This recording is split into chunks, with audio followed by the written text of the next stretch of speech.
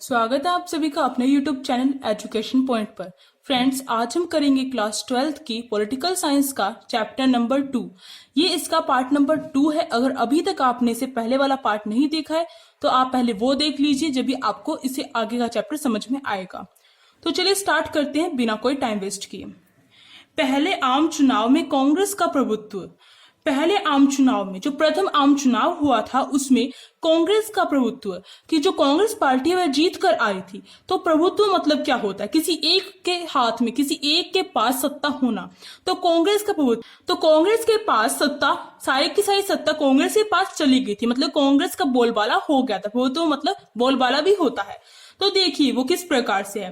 कांग्रेस की 364, अगर आपसे पूछा जाए कि पहले आम चुनाव में कांग्रेस का जो प्रभुत्व है उसे बताइए, तो आप यही बताएंगे, कांग्रेस की 364 सीटों पर जीत। जब प्रथम आम चुनाव के जो परिणाम घोषित किए गए तो जो कांग्रेस पार्टी है उसके 489, जो 489 सीटों में से उसने 364 सीटें प्राप्त की। जैसा सोचा जा रहा था कि जो कांग्रेस है वही जीतेगी, वैसा ही हुआ, क्योंकि पहले से अनुमान लगा लिया गया था कि जो कांग्रेस पार्टी है उसमें कुछ कारणों से, जो हम कारण आगे पढ़ेंगे, जैसे कि जो जवाहरलाल नेहरू है, कांग्रेस पार्टी ने आंदोलनों में, जो स्वतंत्रता प्राप्ति के जो आंदोलन थे उसमें भाग लिया था। और पहले से ही सबसे पहले पार्टी कौन सी थी? हमारे भारत की कांग्रेस। तो इसके कारण ऐसे अनुमान लगाए जा रहे थे कि जो कांग्रेस है वो जीत हासिल करेगी। तो इतनी अधिक मात्रा में उसने जीत हासिल की, वो बहुमत से जीत हासिल की। 489 में से 364 सीटें प्राप्त की कांग्रेस ने, जिसके कारण क्या हुआ कांग्रेस के, जिससे कि जो कांग्रेस है वह अपने प्रतिद्वंदियों से काफी आगे निकल गई, क्योंकि जो प्रतिद्वंदी मतलब कि जो विपक्षी पार्टी है वो उसका मुकाबला नहीं कर पा रही थी इस चुनाव के परिणामों से।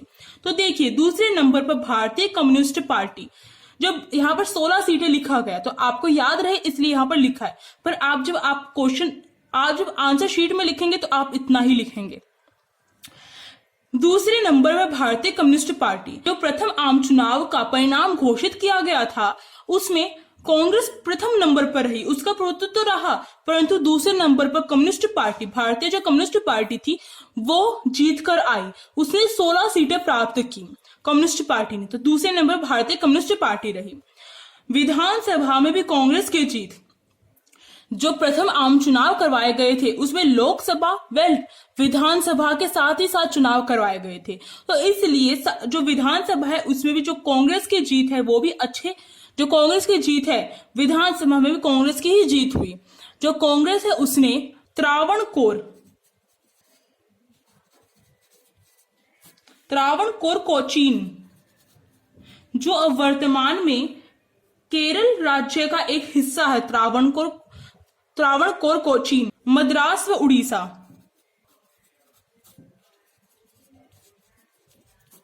तो ये जो 3 राज्य थे उनमें ही केवल ऐसा हुआ कि जो कांग्रेस पार्टी है उसके थोड़े कम, जो कांग्रेस पार्टी है इन 3 राज्यों को छोड़ दिया जाए तो जो कांग्रेस पार्टी है उसने विधानसभा में जीत हासिल की, परंतु किसी ना किसी प्रकार से इन 3 राज्यों में भी कांग्रेस की सत्ता स्थापित हो गई।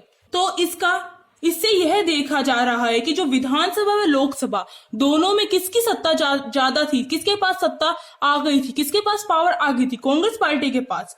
इसलिए पहले आम चुनाव के बाद जो कांग्रेस पार्टी है उसका दौर शुरू हो गया, उसके हाथ में उसका जो प्रभुत्व है कायम होना शुरू हो गया। जवाहरलाल नेहरू प्रधानमंत्री। जैसा कि अनुमान लगाया जा रहा था कि जो प्रथम आम चुनाव के जो परिणाम घोषित होंगे और जो प्रधानमंत्री चुना जाएगा वो कौन होगा? जवाहरलाल नेहरू होगा। वैसा ही हुआ कि जो पार्टी है उसने अपना जो नेता है प्रधानमंत्री के लिए किसको आगे किया? जवाहरलाल नेहरू को। और जवाहरलाल नेहरू देश के प्रथम प्रधानमंत्री बनकर देश का विकास किया जवाहरलाल नेहरू ने। अब देखिए दूसरे व तीसरे चुनाव में कांग्रेस की स्थिति। जो दूसरा और तीसरा चुनाव हुआ था उसमें कांग्रेस पार्टी की स्थिति क्या रही थी, क्योंकि इस चैप्टर में हम क्या पढ़ रहे हैं? कांग्रेस एक दल के प्रभुत्व का दौर, मतलब कि जो कांग्रेस पार्टी है उसका प्रभुत्व पढ़ रहे हैं कि वो किस प्रकार से रहा था। तो देखिए दूसरे व तीसरे चुनाव में जो कांग्रेस पार्टी है उसकी स्थिति क्या निकली, तो देखते हैं। 1957 व 1962 में चुनाव। जो दूसरे व तीसरे चुनाव हुआ था वह दूसरा चुनाव 1957 में कराया गया था और तीसरा चुनाव 1962 में। 5 साल के बाद करवाया गया था। तो हमारे देश में हर 5 साल के बाद चुनाव होते हैं। तो इस प्रकार से आप याद कर सकते हैं। अगर आपको पता होगा, हमारा जो प्रथम आम चुनाव है वो 1952 में हुआ था। तो इस प्रकार से आप क्या कर सकते हैं, आप अगर आपको याद ना रहे कि हमारा दूसरा आम चुनाव कब हुआ, तो आप क्या कर सकते हैं, आप उसमें 5 साल ऐड कर सकते हैं और देख सकते हैं। तो इस प्रकार से आप याद रख सकते हैं।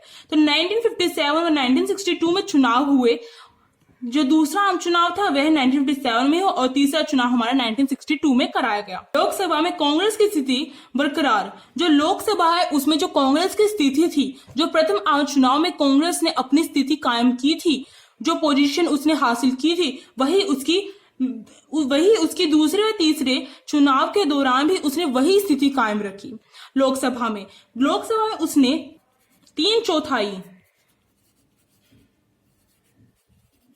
3/4 सीटें हैं लोकसभा में कांग्रेस पार्टी ने हासिल की, जिसका मुकाबला कोई विपक्षी पार्टी नहीं कर पा रही थी। इतनी ज्यादा अधिक मात्रा में उसने सीटें प्राप्त की थी, जिसका जो विपक्षी पार्टी थी, चांस होता है इसका, वो भी हासिल नहीं कर पाई। तो इतनी अधिक मात्रा में बहुमत से जो पार्टी है वो कांग्रेस पार्टी निकल के आई। विधानसभा के कुछ प्रांत में बहुमत न मिलना।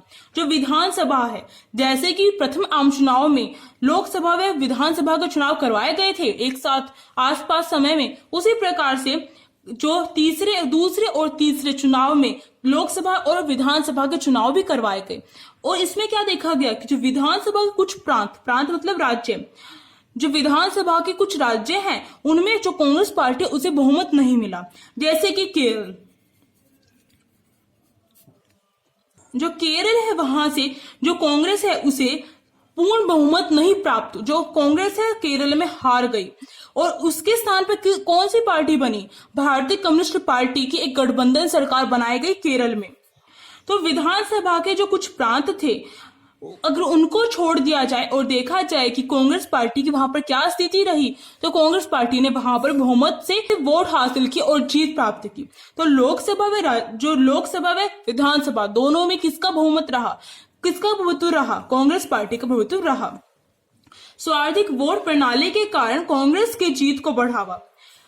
आपको पता है कि हमने क्लास 11th में पढ़ा था कि जो हमारे संविधान में सर्वाधिक वोट पाने वाले की जीत होती है।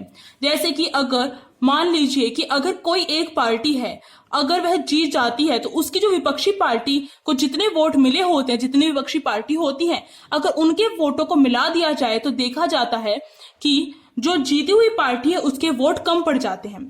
तो हमारे देश में यह नहीं देखा जाता, बस हमारे देश में क्या देखा जाता है, किसको बहुमत मिला, जिसको बहुमत मिला वही क्या है, वही उसके पास सत्ता चली जाती है, वही क्या हो जाती है, सत्ता की हकदार हो जाती है।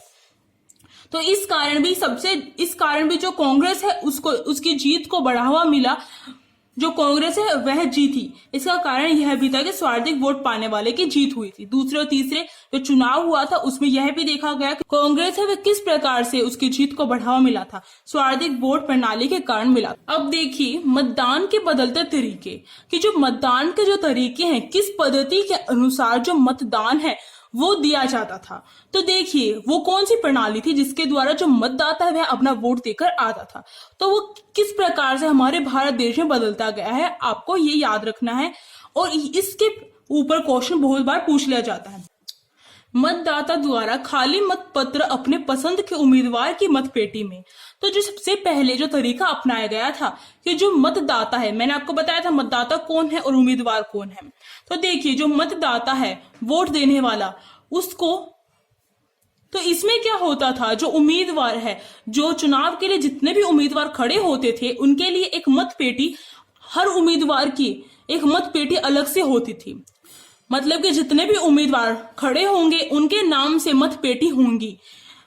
मतदाता क्या करता था, उसको एक खाली मतपत्र दिया जाता था। खाली मतपत्र मतलब खाली पेज दे दिया जाता था जिस पर कुछ भी नहीं लिखा हुआ होता था। तो वह क्या करता था, उसको अपने पसंद के उम्मीदवार की मतपेटी में डाल देता था, जिस पर जो उम्मीदवार का नाम लिखा होता है मतपेटी पर, जो मतदाता होता था वह अपने पसंद के उम्मीदवार पर जिस भी पार्टी को भी जिताना चाहता है उस पार्टी के मतपेटी में वह अपना जो खाली मतपत्र है उसे डाल देता था और फिर उन सभी को इकट्ठा करके फिर उन सभी को इकट्ठा करके और उनकी गणना करने के बाद परिणाम घोषित किए जाते थे।